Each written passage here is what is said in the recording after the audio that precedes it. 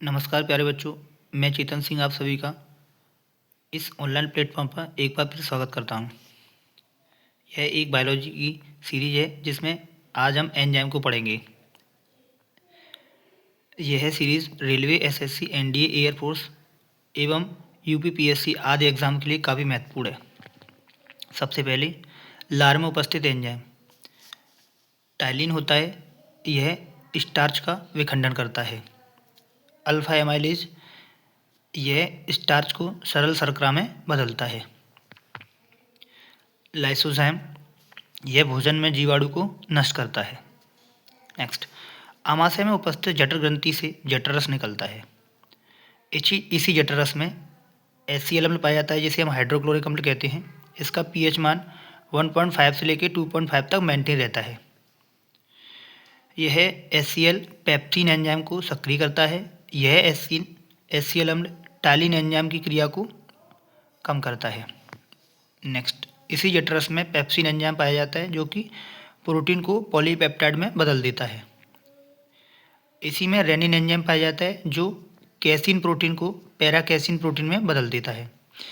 Casein protein दूध का रंग सफ़ेद होता है जैसे भैंस में, ऐसे ही पीला जो दूध होता है वो कैरोटीन प्रोटीन की वजह से होता है जैसे कि गाय में।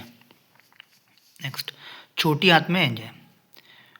छोटी आंत में निम्न प्रकार के एंजाइम पाए जाते हैं जैसे इरेप्सिन, सुक्रेज, माल्टेज, लैक्टेज और लाइपेज। इरेप्सिन पेप्टोन को एमिनो अम्लों में बदलता है। सुक्रेज सुक्रोज को ग्लूकोज प्लस फ्रक्टोज में बदलता है। माल्टेज माल्टोज को ग्लूकोज प्लस ग्लूकोज में बदल देता है। लैक्टेज लैक्टोज को ग्लूकोज प्लस गैलेक्टोज में बदल देता है। जबकि लाइपेज वसा को वसी अम्ल प्लस ग्लिसरॉल में बदल देता है। इस प्रकार की इकाइयाँ कभी भी एग्जाम में पूछी जा सकती हैं, जैसे कि सुक्रोज के टूटने से कितनी इकाइयाँ बनती हैं? 2, ग्लूकोज और फ्रक्टोज। ऐसे ही माल्टोज के टूटने से 2 इकाइयाँ ग्लूकोज और ग्लूकोज। इसी प्रकार लैक्टोज के टूटने से ग्लूकोज और गैलेक्टोज। इसी प्रकार के वसा के टूटने से वसी अम्ल प्लस ग्लिसरॉल बनते हैं। आगे बढ़ते हैं। यकृत। यकृत से पित्तरस का स्त्रावण होता है। पित्तरस पित्ताशय वाले भाग से निकलता है। यदि यकृत में कमी है तो इससे पीलिया रोग हो जाता है, जिससे बॉडी पीली पड़ जाती है, जिसे हम जॉन्डिस रोग भी कहते हैं। नेक्स्ट, अग्नाशय। अग्नाशय एक प्रकार की मिश्रित ग्रंथि होती है। अग्नाशय से एसिनर कोशिकाएं बनती हैं। इनसे निम्न एंजाइम निकलते हैं जैसे trypsin, amylase, lipase, chymotrypsin. Trypsin enzyme protein को अमीनो अम्ल प्लस पेप्टोन में बदल देता है। एमाइलेज स्टार्च या ग्लाइकोजन को माल्टोज में बदल देता है। लाइपेज वसा को वसी अम्ल प्लस ग्लिसरॉल, काफ़ी इंपॉर्टेंट है छोटी आंत के लिए वसा। काइमोट्रिप्सिस प्रोटीन को पेप्टोन्स में और सेम काइमोट्रिप्सिस पॉलीपेप्टाइड को पेप्टोज में बदल देता है।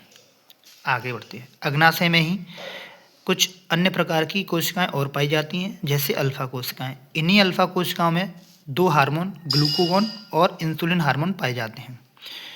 ग्लूकोजेन को ग्लूकोज में बदलने के लिए ग्लूकागोन हार्मोन और ग्लूकोज को ग्लूकोजेन में बदलने के लिए इंसुलिन हार्मोन का प्रयोग करते हैं। पुनः ग्लूकोजेन को ग्लूकोज में बदलने के लिए ग्लूकागोन को हार्मोन का प्रयोग करते हैं, जबकि ग्लूकोज को ग्लूकाजेन में बदलने के लिए इंसुलिन हार्मोन का प्रयोग करते हैं।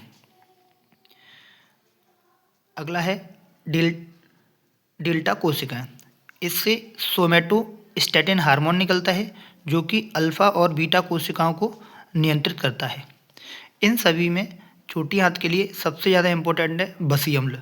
कभी भी एग्जाम में पूछा जा सकता है ये क्वेश्चन। धन्यवाद।